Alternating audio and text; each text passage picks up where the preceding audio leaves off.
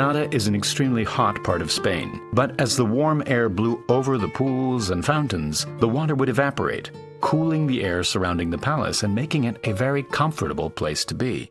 The water continued all the way through the palace until it reached the western portion of the palace where the soldiers lived. It was built slightly higher than the rest of the palace, and so the water had to make a final 6-meter climb to reach it. We saw how water wheels were used to raise the water, but for this section, they came up with something much more impressive.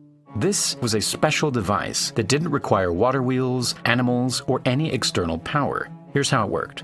Water from the system would flow into a container with a hole in the bottom, leading down to another container below. As the water traveled down through the pipe, a whirlpool would form in the top container. At the center of the whirlpool, a low-pressure area would form, sucking air downwards and into the container below. Here, the air and water would mix, and this gassy water would be forced into a thin pipe. The potential energy in both pipes was the same, meaning under normal circumstances, the water pushing down in this pipe would push the water upwards equally in this pipe.